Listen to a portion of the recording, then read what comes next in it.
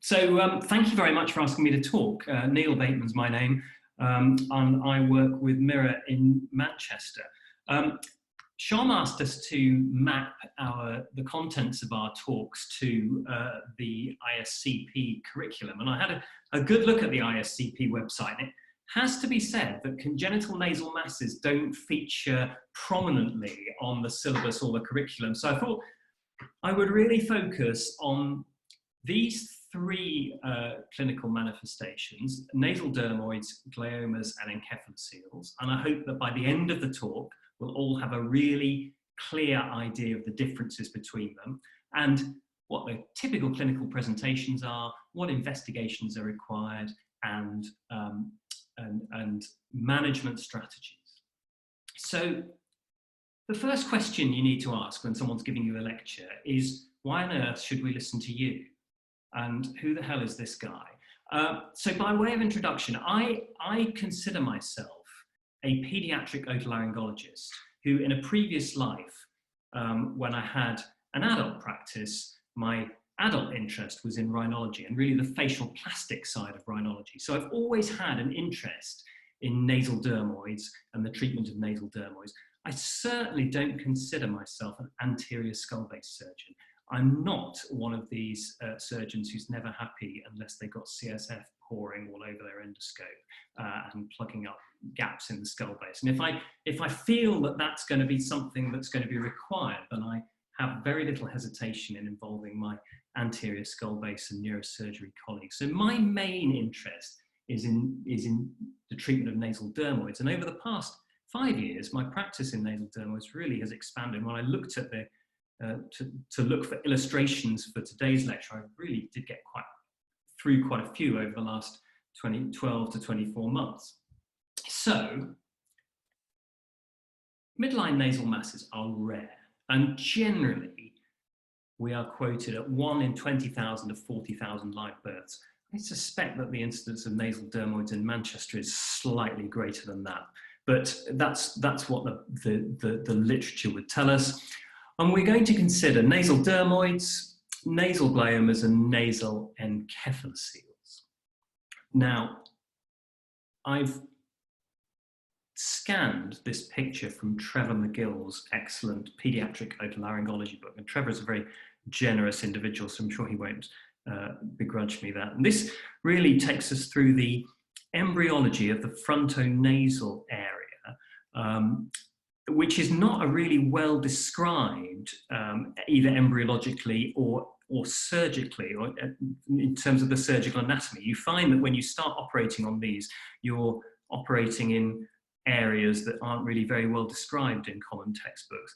And the embryology of these lesions is somewhat obscure because all this happens very, very early in development. But essentially, what you have is the frontal bone here and the nasal bone here separated by the fronticulus frontalis. And then at an early stage in development, this closes and the foramen cecum appears. And then for a time, there is a diverticulum of dura, which comes into contact with the skin, and then that regresses and all this closes up. And then we end up with this. And that's what's thought to happen. And failures in all of this area to close up, failures in the anterior neuroport to close up can lead to defects in this area, defects in the foramen cecum, in the cribriform plate, in the sphenoid area. And these are the pathologies that we're talking about. If we start here, what we have here is a dermal sinus with an intracranial collection, which is incredibly rare in my experience. A dermal sinus with a fibrous attachment to the dura, which is slightly more common. What's more common still is this dermal cyst, this nasal dermoid that is underneath the skin, can extend further up towards the skull base, but is not attached. And then what I really want to emphasize here is the difference between a glioma, which is a cyst of brain tissue somewhere within the nose, which is not connected. It can be connected with a fibrous strand, but is not connected with a lumen as an encephalocele is. So you can think of a glioma that is an encephalocele that's being cut off and entrapped within the nose. So here we have nasal dermoids, and often people consider nasal dermoids in a group with a nasal dermoid, dermal sinus, gliomas, and encephalocele. So, nasal dermoids, how do they present? Well, as I say, some authors will make a distinction between a nasal dermoid and a dermal sinus tract. They're often included as one pathology, and I will consider them as one pathology. And they present really with a midline lump in the nose at any point down the length of the nose, and sometimes with or without an associated pit.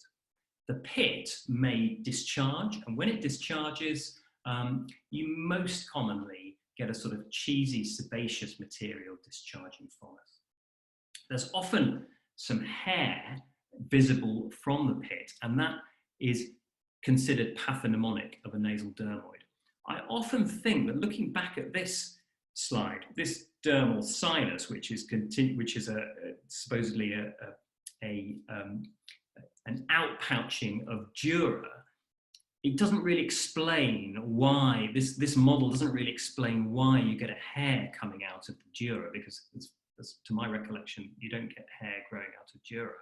And also, this model doesn't quite explain why these dermal cysts, when they are cysts isolated, look pretty much the same as cysts that you find elsewhere in the neck.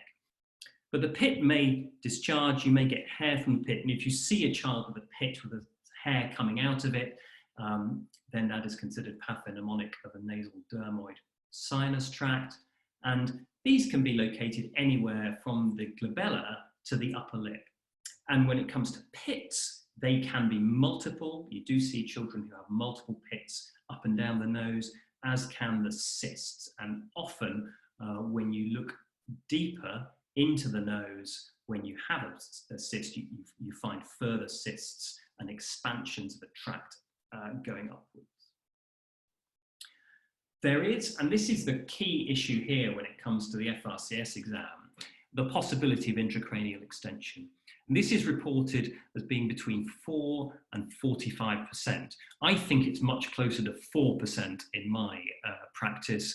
Actually having a nasal dermoid that is communicating intracranially, I think is very uncommon. But in terms of your FRCS and you're not being sued when you pass your FRCS and embark on practice, imaging is absolutely essential before you plan any surgery.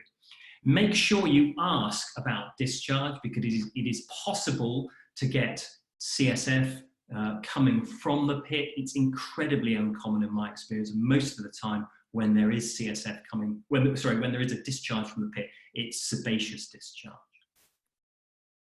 And in terms of investigations, well, when I first started doing these, 15, 16 years ago, when I first started as a consultant, I had always been taught that the first thing you do is you do a CT scan, and you see whether the CT scan excludes intracranial complication connections.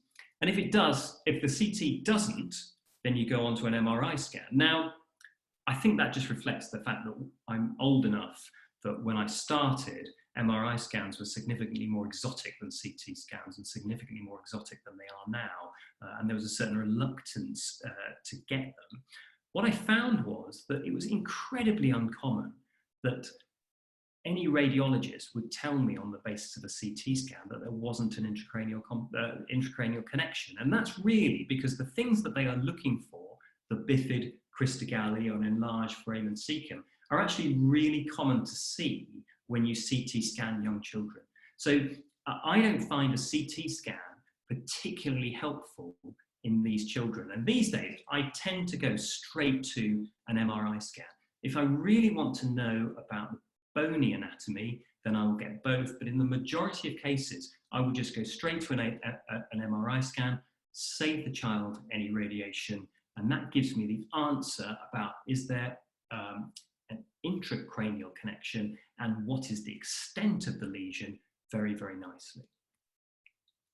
If you have clear discharge and you think it might be CSF, the way to test this is by using beta-2 transferrin. This is a protein which is present in CSF, perilymph, and vitreous humour only. Depending on your lab, it's possible to perform this test on very small quantities. So you can give the parents a small universal pot, get them to collect a very small quantity of whatever's coming out of the nose or pit, and get them to bring it back, and you can have it tested for beta-2 transferrin. There is a small false positive rate, and some labs like you to give a serum sample as well to make sure that you haven't got a false positive. There is no room in today's practice for the halo test or dipping it for glucose. The only answer is to test it for beta-2 transferrin. So these images are really just to illustrate what happens with ossification of the skull base. This is the same child with a nasal encephalocele who presented last year to our unit. This is day 3 of life, and you can see that there's almost no visible bone across here. And this is at 6 months, and you can see that we've got some bone here, and there's a gap here. But actually, on an MRI scan, which I'll show you later, the actual stalk of the encephalocele is very small. I think what this illustrates is that it's difficult to rely on CT scan in young children to give accurate predictions about the integrity of the skull base, and you absolutely need an MRI scan. And this is the sort of picture you get on an MRI scan. This is a nice glabellar dermoid, which is very nicely encapsulated, and it's going to be super easy to take out. That's the sort of case that is really, really enjoyable. And this is a sort of picture that you get, and I find this absolutely the most useful modality to image. So here are another couple of scans. This is a child with a nasal tip dermoid just here. And as you can see, this doesn't extend upwards, and it was pretty much confined to the nasal tip. And here's a much more difficult one to see. This child had a mid-nasal pit, and this is very, very well circumscribed within the nose. These are sometimes very, very difficult to see, and it's really worthwhile sitting down with your radiologist or taking some time with your radiologist just so you both know exactly what you're looking at. It's not at all uncommon for children with a midline pit to have cysts which sort of dive underneath the nasal bones, and an MRI scan's a really, really good way of identifying that, but it's really worthwhile having a good relationship with your radiologist to sit down and work out exactly what's going on, so you don't get any nasty surprises when you're operating. So in terms of local complications, if these are left untreated, you can certainly get episodes of cellulitis and certainly episodes of infection with abscess formation. And this can undoubtedly lead to quite significant cosmetic problems. One of the first nasal dermoids that I treated, I inherited from a previous consultant in my old unit, and this was a teenager who'd had a midline nasal dermoid cyst which had not been treated, and got multiple episodes of infection, and the skin broke down over it, which has caused very significant problems. It was actually quite challenging to repair. So it is worthwhile intervening on these to try and prevent these kind of complications at an early stage. And intracranially, if they can extend intracranially, there are small but definite risks of infection and infective manifestations intracranially. So this is the sort of thing that I would be worried about if you left a nasal dermoid untreated. There's infection and there's skin breakdown, and this is clearly going to be significantly more difficult to excise and get a nice cosmetic result than if there were a tiny little pit in the middle of the nose. And this is another child who has got a little pit here, and I'll come back to her scans, a little pit here, but then actually after an episode where she bumped her nose, developed a large abscess here on the side of the nose. And this actually increased to quite significant proportions before we managed to get things under control and get her operated on. So the treatment for nasal dermoids is pretty much always surgery, unless there's a very good reason not to, just to try and avoid those local complications.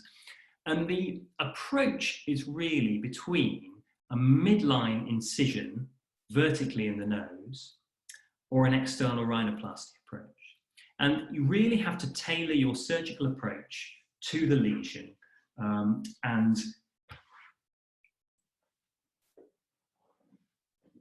operate depending on the extent and the nature of the lesion. In terms of the timing of surgery, in my experience and in my view, there's not a lot to be gained in the majority of cases by waiting for a significant time. And actually, I prefer to intervene slightly younger in these children rather than waiting until they're teenagers. The rationale behind that is that it avoids infective complications and cellulitis and abscesses. And also, whenever you're doing anything which involves going upwards in the body, and my sort of analogy would be thyroglossal duct cysts. If you're going from the thyroid to the foramen cecum in the neck, then actually I prefer to operate when children are younger because there is quite simply less distance to go. I think the same applies in nasal dermoids, and actually my preference is to operate on children when they are younger rather than wait too long. And when I've been doing these cases, some patterns emerge in terms of the location of the lesion and the type of surgical approach that really works. So the first type, and definitely the easiest type, is the glabellar dermoid. And this is typically a young baby or a toddler who has a small piece, usually a firm pea-sized lump right in the middle of the glabella. On the MRI scan, it's very rare for them to have an intracranial connection. And these are actually, in my experience, the easiest ones to deal with. These are the ones where if I just list them as excision of nasal dermoid, I get accused of underbooking my list, because instead of a case that takes an hour and a half, 2 hours, you're all done in about 25 minutes because you'd make a midline vertical incision over the lesion, isolate the lesion, and then just make an incision in the periosteum, raise the periosteum around the lesion. Then it's a very, very simple matter with just a Freer's elevator just to elevate the lesion and just scoop it out. And there's always a really surprisingly deep little indentation in the bone where you've taken the lesion out from, but actually it's very, very easy to take, very, very easy to do. I don't think that trying to do anything clever to avoid your midline vertical incision actually is worthwhile. I have actually tried to do this using an incision behind the brow, and it was just made a very, very easy operation, very, very difficult. And I think what you should do is just make a small midline vertical incision. Obviously take care when you are closing it up to try and make it as neat as you possibly can. But I've always had very, very good results with that. I have not had one of those recur, it has to be said. The next one is a mid-nasal pit. And it's important to recognize, this is where the MRI scan is really useful, that there is a very variable extension, deeper or superiorly. These can be very, very localized and there'd be a single cyst just underlying that pit. Or what you can be looking at there is the tip of the iceberg. Now, certainly, whatever you do, this child is going to need a small elliptical incision around that pit, because that's not avoidable. You're going to have to take a small ellipse around there. And my practice has changed somewhat over the last 2 years. I previously have been a big fan of doing these through an external rhinoplasty incision, and doing an external rhinoplasty, opening up the nose so that you can get a good view in here, trying to make this as small as I can, and then elevating the skin over the nose, making this incision here, feeding that through the incision of the external rhinoplasty, and then just taking the cyst out that way. I've changed somewhat in that I'm much more likely to just extend my incision by 1 millimeter or 2 each way and do this through the front of the nose. Partly that I was persuaded to do that when I did an external rhinoplasty incision for a child with a similar lesion maybe 18 months ago, and they went home, jumped off the sofa, landed headfirst on the floor, and reopened my beautifully closed incision on the columella. And I just thought that, and a combination of thinking, actually, I'd rather leave the tip of these children's noses untouched if I can, has meant that my practice has shifted away from doing external rhinoplasties. So in those mid-nasal pits, and here's a classic example of a child with a cyst just on the dorsum of the nose. I make a small incision around the punctum. I will be much more likely now just to enlarge that by a few millimeters. And that's an incision that you can move around on the nose, so you don't need a huge incision.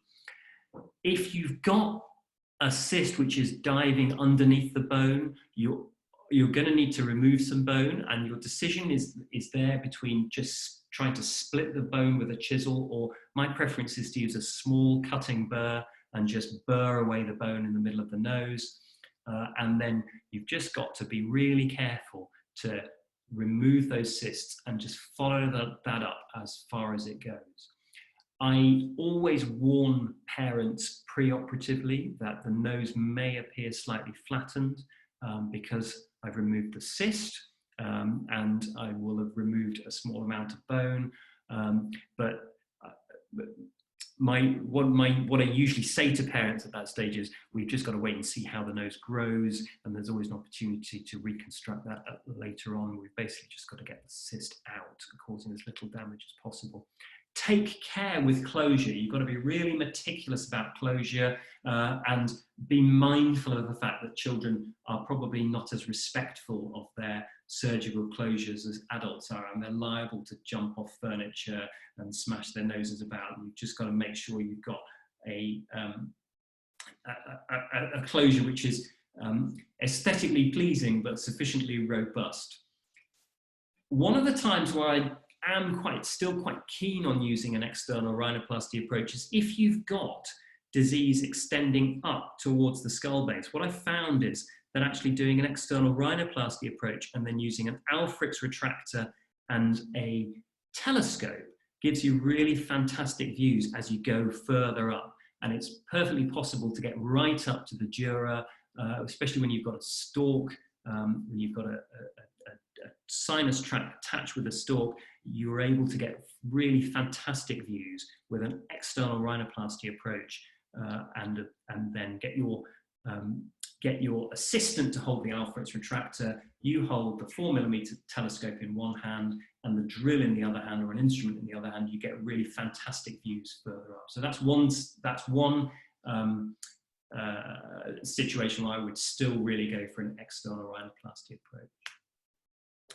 And then further down, you've got the nasal tip dermoid here. And these are, I've seen quite a few of these where they haven't been associated with a pit. They sometimes are, and sometimes you'll have a little pit in the columella. Sometimes these are very much more superficial and just sit almost between the lower lateral cartilages here. And they often have a very thin skin overlying. They can certainly extend posteriorly into the septum, and don't be fooled into thinking that because you have a lesion on the tip of the nose and a pit in the columella, that it's going to be confined to the tip of the nose. I have seen them extend right the way up to the skull base. But this is another area where an external rhinoplasty approach can be really helpful, because I think if you compare the potential morbidity of an external rhinoplasty approach to a midline incision right the way through the tip of the nose, my preference would be to go external rhinoplasty on that one.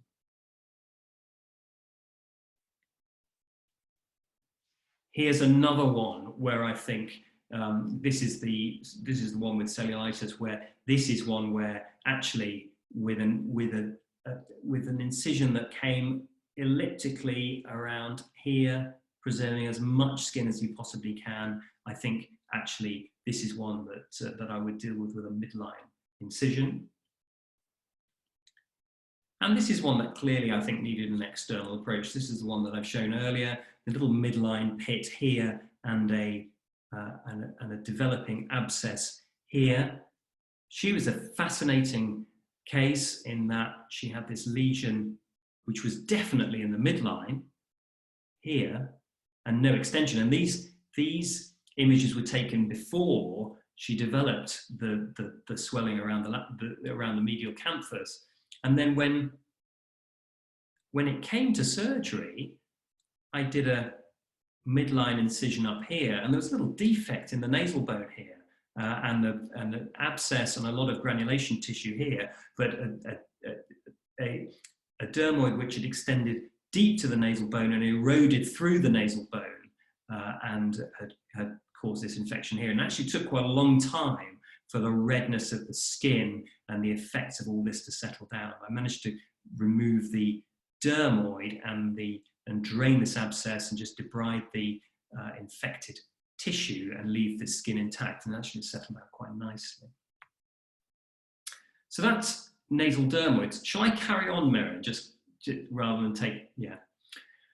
So nasal gliomas, as we've said, could be thought of as encephaloceles which have become sealed off within the nose. And 30% of these will present as an intranasal mass, 60% as an extranasal mass, and 10% of them will be combined.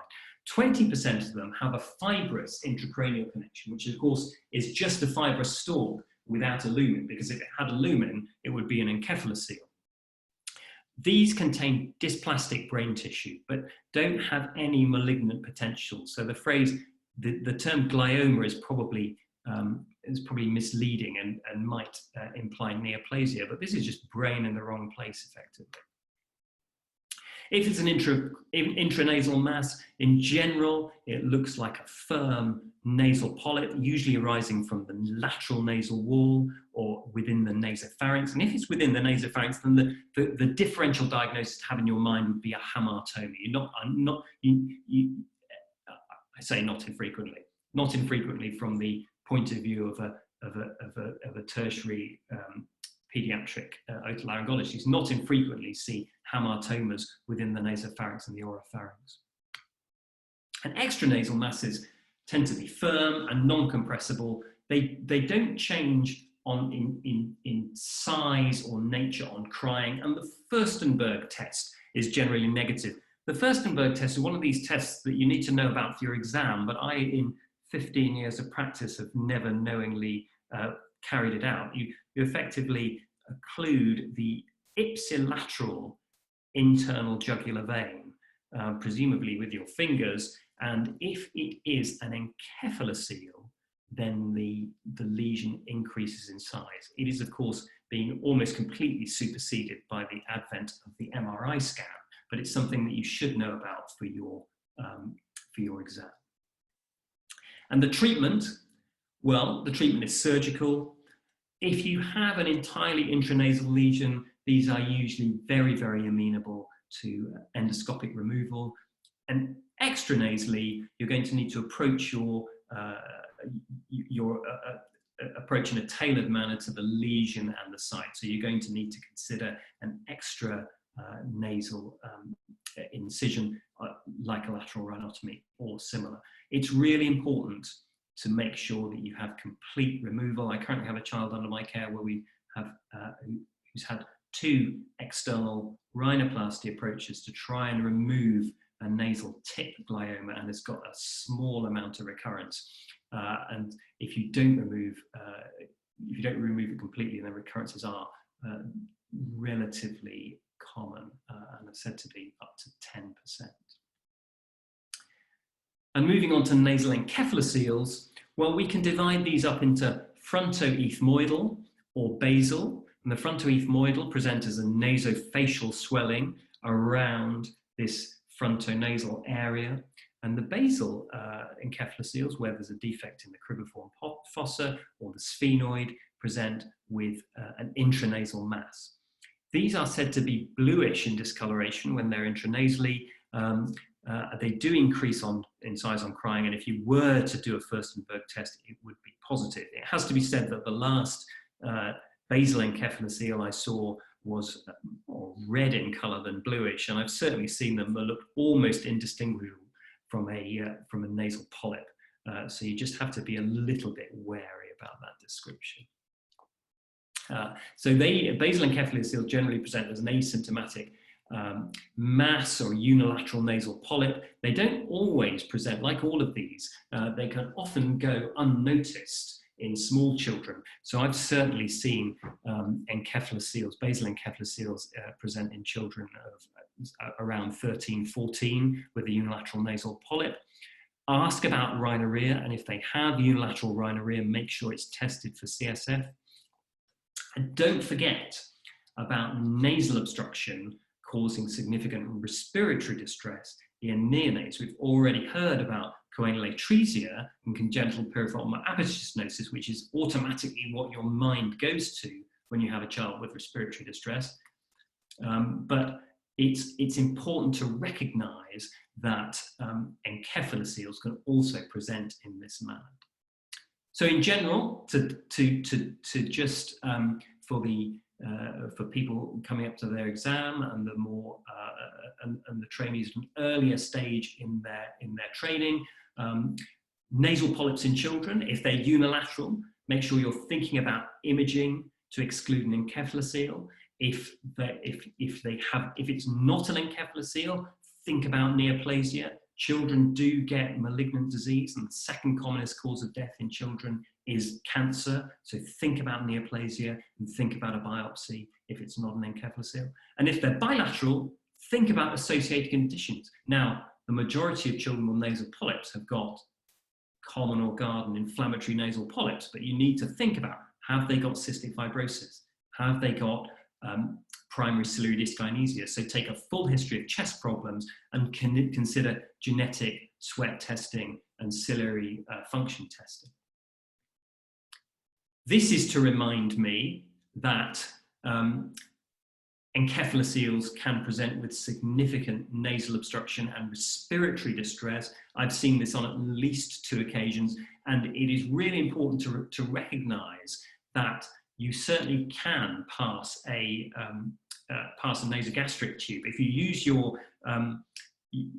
the passage of a nasogastric tube to exclude choanal atresia, that's fine, but you should not use the passage of a nasogastric tube to exclude significant nasal obstruction causing respiratory distress, because I've certainly seen a child with a big sphenoid encephalocele and a child with a cribriform plate encephalocele present with significant nasal obstruction and respiratory distress.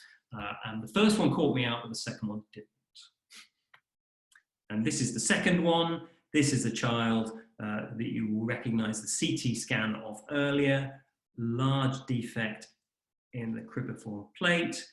And actually, the MRI scan shows a relatively small stalk just there. And this child was 2 kilos when they were born, so we rather took the easy way out and stabilized their airway with a tracheostomy and let them grow a little bit before approaching their encephalocele.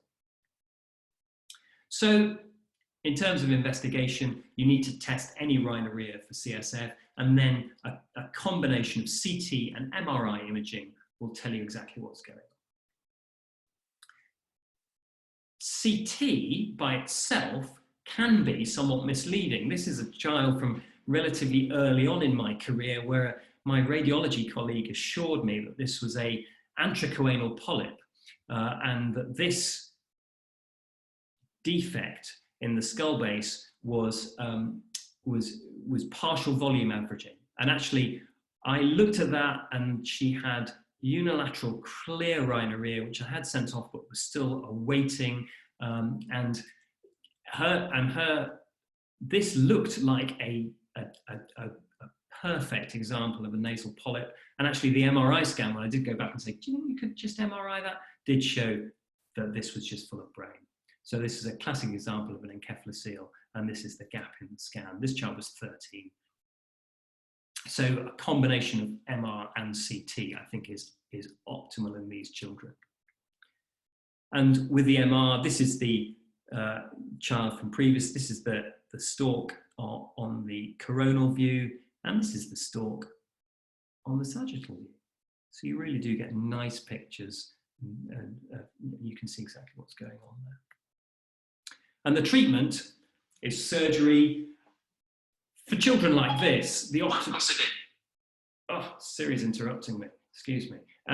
The treatment for intranasal encephalocele, pretty much the default, unless you've got an absolutely huge defect, is going to be endoscopic removal and endoscopic repair. You may need to think about an external incision like a lateral rhinotomy or similar for frontonasal encephalocele, and we always have this backup of a frontal craniotomy and repair. But I think we need to be thinking hard about how we avoid that if at all possible. This is my COVID case, and it's just I just put that in there. It's not arising from the nasopharynx, but it's just there to remind me that you need to think about neoplasia in the nose, and specifically you need to think about teratomas in neonates. 95% of these are benign in the head and neck. If you're suspicious that it might be a teratoma, you need to take a biopsy after appropriately imaging them. And the treatment surgical excision, you can monitor these with alpha-fetoprotein. So think about neoplasia in neonates. So the key points for FRCS candidates and trainees are, you know the difference now between a dermoid, a glioma, and an encephalocele. All children with nasal masses need imaging, and this is going to be in the form of MRI scanning plus or minus CT scanning.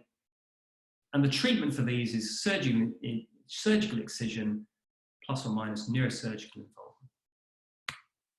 Thank you very much. Thanks, Neil. Great talk. Loads of information to process. Are you ready to take some questions? Yes. So the first question is, does MRI help to differentiate dermoid from glioma, specifically in the context of identifying brain tissue inside the cyst? It should do, and it's not something that I've really had much of a problem differentiating clinically. My experience is that dermoids tend to show themselves clinically. They tend to be in the midline. I don't think I've seen a glioma in the midline, although that diagram rather unhelpfully showed and suggested that it would be in the midline. But my experience is that if it's a dermoid, it looks like a dermoid, and it is a dermoid. So I would imagine that a scan an MRI would tell you that, but it's often not necessary. Thank you. And I think that answers the next question, which is, how can we differentiate between a glioma and dermoid cyst clinically? Yeah. So the question... A dermoid is in the midline. A dermoid is in the midline. If it's associated with a pit, it's a dermoid. If it's a glabellar cyst, it's a dermoid. And if it's in the midline, it's going to be a dermoid. The next question is, have you had to do any coronal flap approaches? No.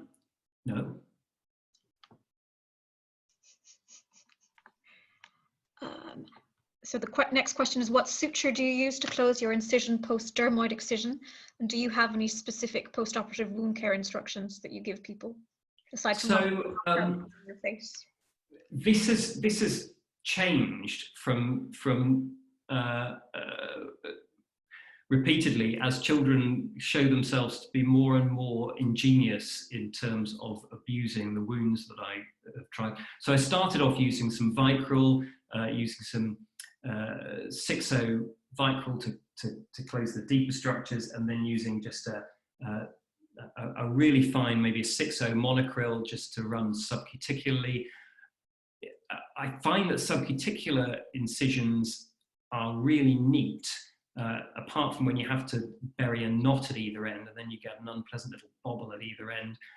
So I have started using just some really fine monocryl just to put a few little interrupted sutures in instead. 6-0 monocryl. Thank you. And the next question is, well, I don't know if you can answer this, but what is the incidence of nasal hair and nasal masses? I don't know. I don't think. I mean, so it's not at all uncommon that you see a pit with a hair emerging from it, and that is an absolutely classical appearance of the nasal dermoid. How many of them, percentage-wise? Well, 25% off the top of my head, something along those lines. Looking at, thinking about the children that go through my clinic. I think that's everything. Thanks. Many people are saying again how much they enjoyed the talk. So thanks a million, Neil.